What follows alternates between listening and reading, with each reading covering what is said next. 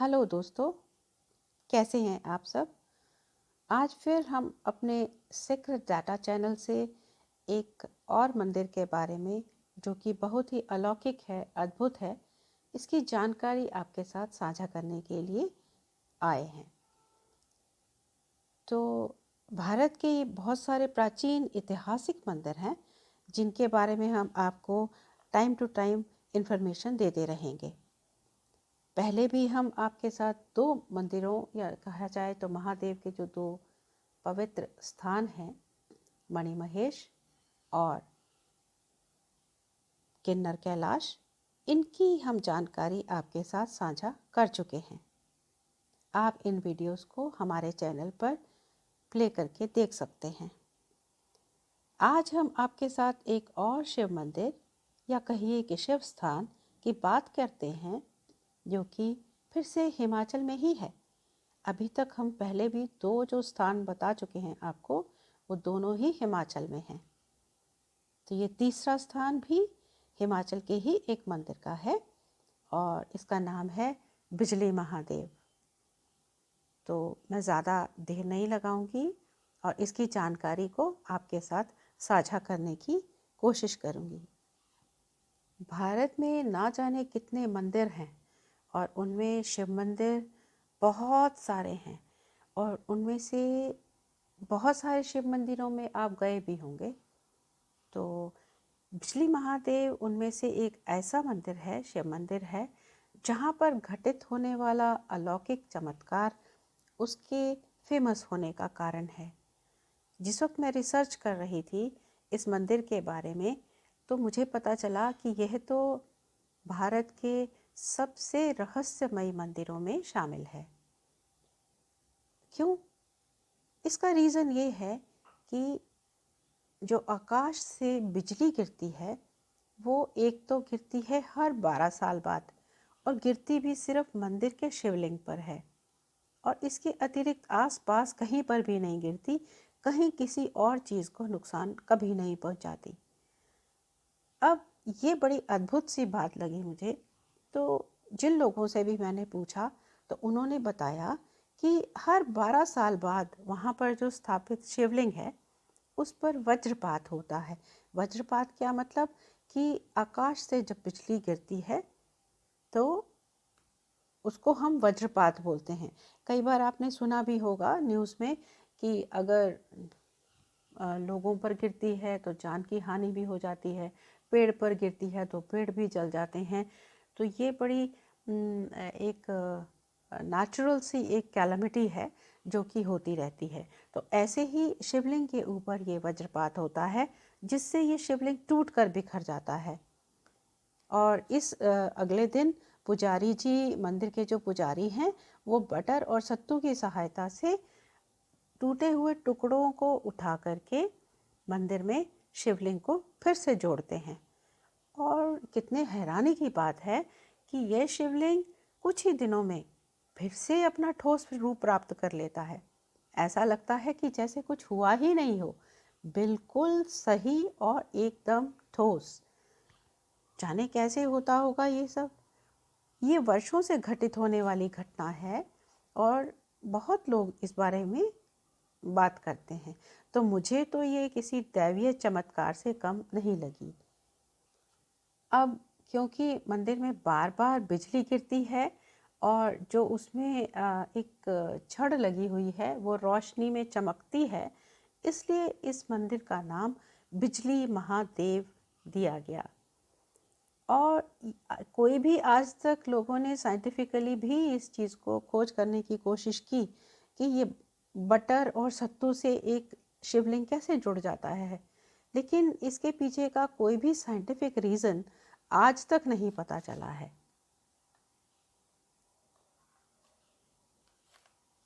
बिजली महादेव जो मंदिर के बारे में मैं आपसे बात कर रही हूँ, यह कुल्लू घाटी में करीब 2460 मीटर क्षेत्र में फैला हुआ है।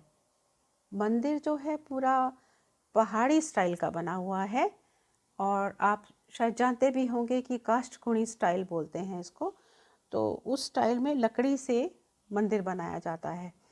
तो ये उस तरीके से बना हुआ है। आप जाएंगे तो आपको एक अलग ही आर्किटेक्चर वहाँ पे नज़र आएगा।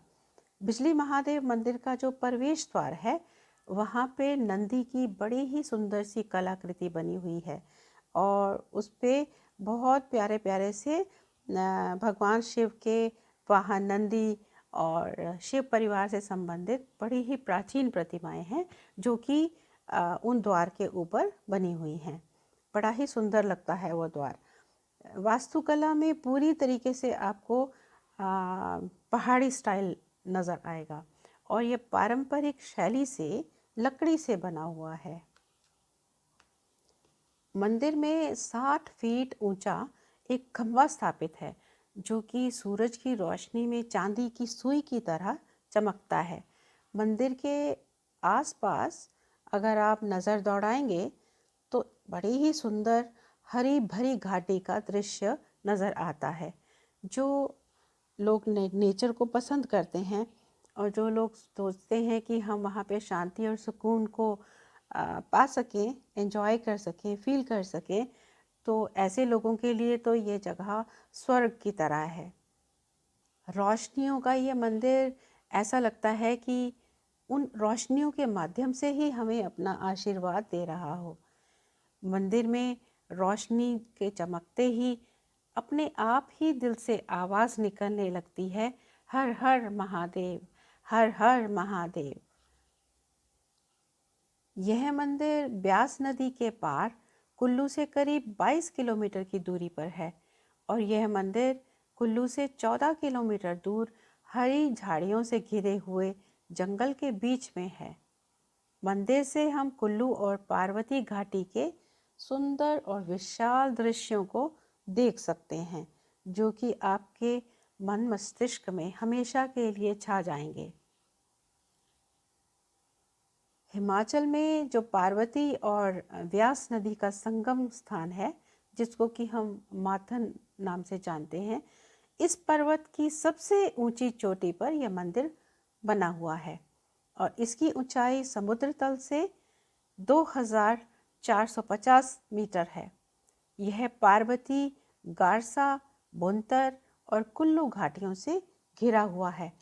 माथन पर्वत के नीचे एक छोटा सा गांव बना हुआ है और उसका नाम मंदिर के नाम पर ही बिजली महादेव गांव रखा गया है।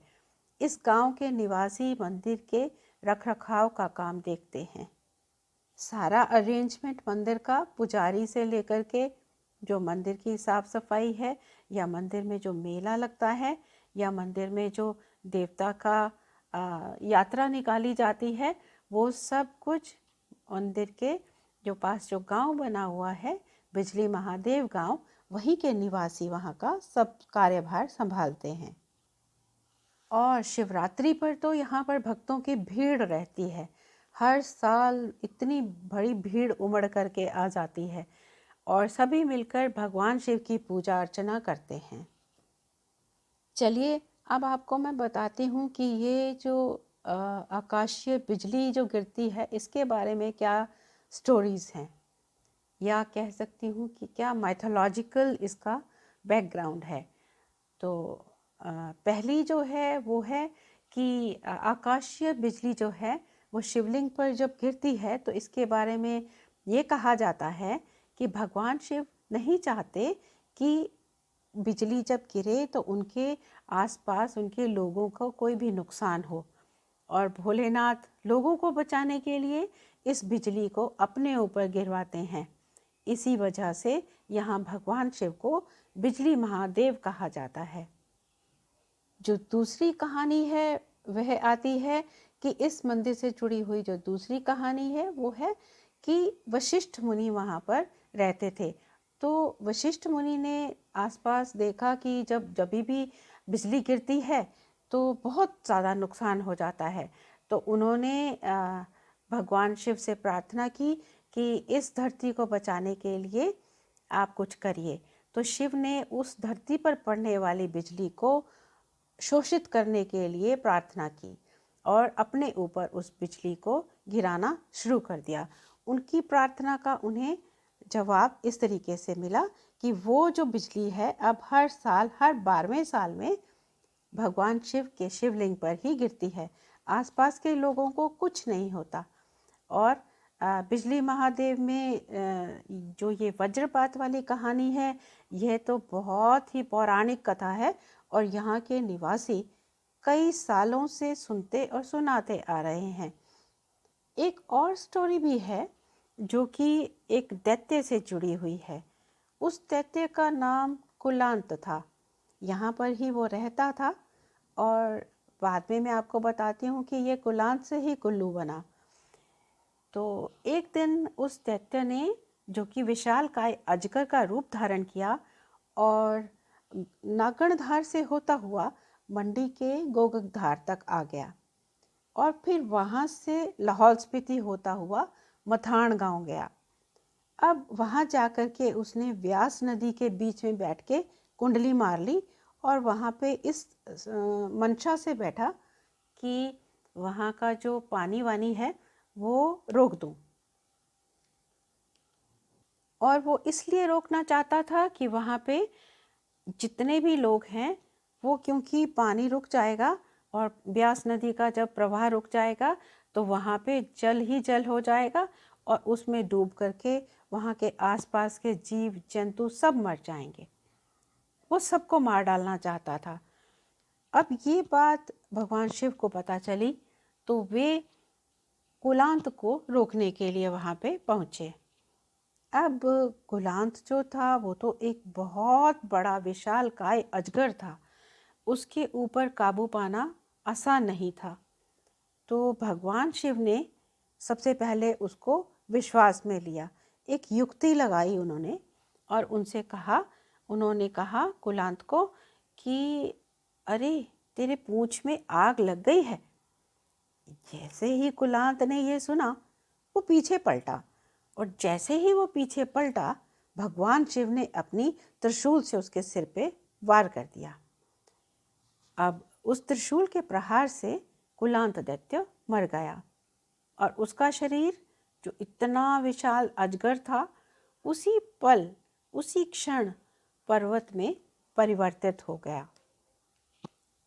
अब कहा जाता है कि जो उसका शरीर पर्वत में बदला था तो कुल्लू घाटी में बिजली महादेव से लेकर के रोहतांग दर्रा और मंडी से लेकर गोगकधार घाटी तक जो घाटी या पहाड़ बना हुआ है वो कुलांत दैत्य का शरीर है।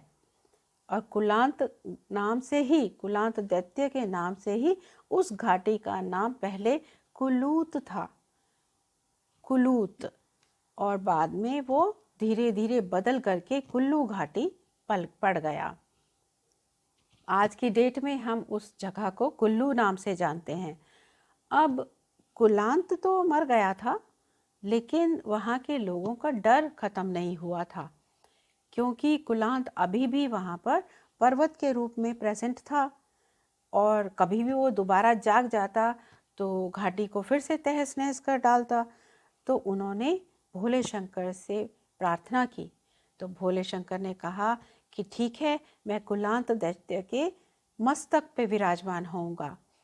मस्तक का मतलब पर्वत की सबसे ऊंची चोटी।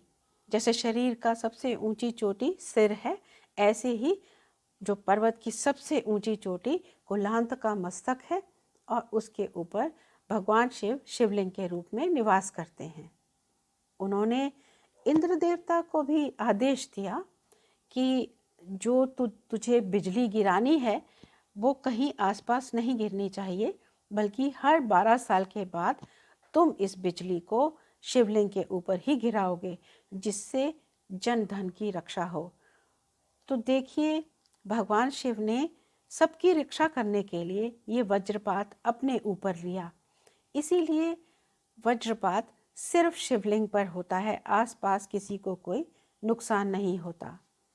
तो बिजली गिरती है और शिवलिंग पर ही गिरती है, तो इसी वजह से इस जगह का नाम बिजली महादेव मंदिर पड़ गया। और यह मंदिर कुलांत दैत्य से घाटी के लोगों की रक्षा का प्रतीक भी है। अब इतना सारा आपने बिजली महादेव मंदिर के बारे में सुन लिया, तो आपका मन तो कर रहा होगा ना कि वहाँ तक पहुँचें, जाएं, एक बार अपनी श्रद्धा वहाँ पे दिखा के आएं, अपना सिर वहाँ पे झुका के आएं। तो अब मैं आपको बताती हूँ वहाँ तक पहुँचा कैसे जा सकता है। वैसे तो कुल्लू जो है हर तरफ से बहुत अच्छे से कनेक्टेड है, पूरे जगह सब आसपास की जगहों से। तो जो सबसे सही जो टाइम रहता है वो रहता है शिवरात्रि के आसपास, क्योंकि सर्दियों में जो कुल्लू है वो बर्फ़ से ढक जाता है और लगातार बर्फ़बारी मिलती है, तो जाना थोड़ा मुश्किल हो जाता है। और बिजली महादेव मंदिर जाने के लिए वर्षा ऋतु में भी मुश्किल है, क्योंकि वहाँ पे पहाड़ी का रास्ता है और वो स्लिपरी हो जाता है, इसलिए वहाँ पर जाना मुश्किल है। तो बिजली महादेव मंदिर जाने का सबसे अच्छा टाइम जो है वो गर्मी की ऋतु है। और लेकिन लोग सर्दियों में भी जाते हैं क्योंकि बर्फ़बारी होती है, लेकिन उन दिनों में मंदिर बंद रहता है, तो आप लोग सिर्फ नज़ारा देखने के लिए जा सकते हैं, मंदिर नहीं जा सकते। इस बात का ख़ास ख्याल रखिएगा।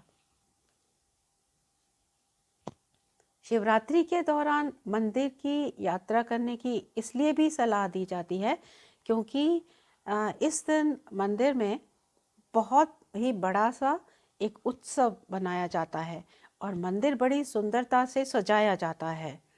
तो आप लोग वहाँ पे पहाड़ी खाना, पहाड़ी लोग और पहाड़ी यजमान का पूरा आनंद उठा सकते हैं। बिजली महादेव मंदिर सुबह 6 बजे से लेके रात के 8 बजे तक भक्तों और दर्शनाभिलाषियों के लिए खुला रहता है। तो यहाँ पर पहुँचने के लिए आप वायु मार्ग से यानी एयर रूट से जाना चाहें तो कुल्लू का सबसे पास वाला जो एयरपोर्ट है वो है भुंतर एयरपोर्ट। यहाँ से आप पहुँच के कुल्लू आराम से पहुँच सकते हैं और उसके बाद वहाँ से बस या कैब लीजिए और चंसारी गांव पहुँच जाइए, क्योंकि उसके बाद तो चंसारी गांव पहुँचने के बाद तो 3 किलोमीटर का रास्ता तो आपको हर हाल में पैदल ही जाना होगा, चाहे आप किसी भी रूट से पहुँचे।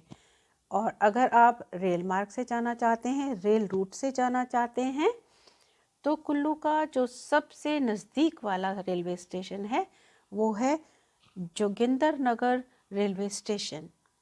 यहाँ से भी आप चंसारी जाने के लिए बस या कैब ले सकते हैं।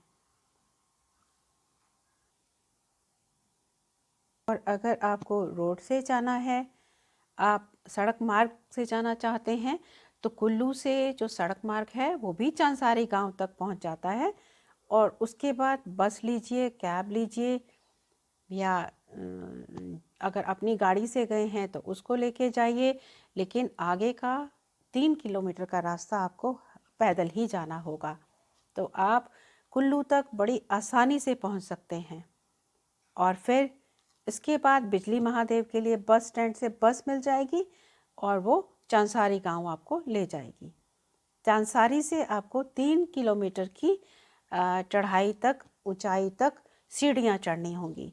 और मज़े की बात यह है कि अगर आप तंदुरुस्त हैं, आपका स्वास्थ्य अच्छा है, तो आप कुल्लू से लेकर बिजली महादेव की पैदल यात्रा भी कर सकते हैं। कई लोगों की मान्यता होती है तो वो पैदल भी वहाँ पे यात्रा करते हैं, तो बड़ी हैरानी की बात नहीं होगी कि अगर आप पैदल भी जाएं तो। और ये रास्ता बड़ा ही सुंदर जंगल और मनमोहक बागों और छोटे छोटे गांव से भरा हुआ है। तो आप साथ में चलते जाइए और साथ में आसपास का नज़ारों का आनंद लेते जाइए, फोटोग्राफी कीजिए और एंजॉय करिए। समय के साथ साथ धीरे धीरे जैसे जैसे आप ऊपर पहुंचोगे तो आपकी पैर बहुत थक जाएंगे, पक्की बात है ये तो, और आराम करने के लिए आपको बोलने लगेंगे। तो आप अपने पैरों को ज़रा आराम दीजिए और आसपास की जो सुंदरता है, आसपास का जो नेचर है उसको देखिए और आपको अपना दर्द कम लगने लगेगा और आप फिर से हर हर महादेव करते हुए, इन नज़ारों को देखते हुए फिर से आगे चल पड़ोगे, इतना मैं आपको श्योर करती हूँ। मंदिर की चोटी पे जब आप पहुँच जाते हैं तो दर्शन करने के बाद आप उनका, महादेव का आशीर्वाद लीजिए और मंदिर की चोटी से आप दूर दूर तक पार्वती और कुल्लू घाटी के विशाल काय और मनमोहक नज़ारों को देख सकते हैं। क्योंकि आप बिल्कुल चोटी पे होते हैं तो नीचे की वैलीज़ जो हैं वो पूरी की पूरी बहुत बहुत बड़े दूर दूर तक आप देख सकते हैं। और आपको जब पीछे मुड़ के देखेंगे चोटी से तो आपको अपने आसपास कोई भी चोटी उस चोटी से ऊंची दिखाई नहीं देगी। अब कुछ देर आप अगर वहाँ ठहरना चाहें तो आपकी इच्छा है, लेकिन और अगर आप वहाँ पे रहना चाहें तो चढ़ाई करते हुए ट्रैकिंग का सामान ज़रूर लेकर के जाएं, जिसमें कि आपका स्लीपिंग बैग भी होना चाहिए और खाने पीने का सामान भी, क्योंकि वहाँ पे छोटी छोटी दुकानें तो हैं लेकिन वो आपके लिए सफिशिएंट नहीं होगी। तो अपने लिए रेडीमेड फूड या जो भी कुछ आप खाना चाहते हो, वेजिटेरियन ऑफ कोर्स, तो वही आप लेकर के जाइए, जिससे कि आप वहाँ पे अगर कुछ टाइम के लिए रुकना भी चाहें, रात वहाँ पे गुजारना भी चाहें, तो आराम से बिना किसी दुविधा के आप वहाँ पे रह पाएँ और अगली सुबह आप वहाँ से वापस आ जाइए। तो इसके साथ ही मैं इस एपिसोड को ख़त्म करना चाहूँगी। आपको ये एपिसोड कैसा लगा दोस्तों? कमेंट करके ज़रूर बताइए। आप भी सेक्रेड प्लेसेस के बारे में जानने के लिए इस चैनल को सब्सक्राइब ज़रूर करिए। और इतना सारा मैंने आपको इन्फॉर्मेशन दिया है तो एक प्यारा सा लाइक तो बनता है ना, तो वो भी प्लीज़ कर दीजिए। Thanks for being with us till the end. Her her Mahadev.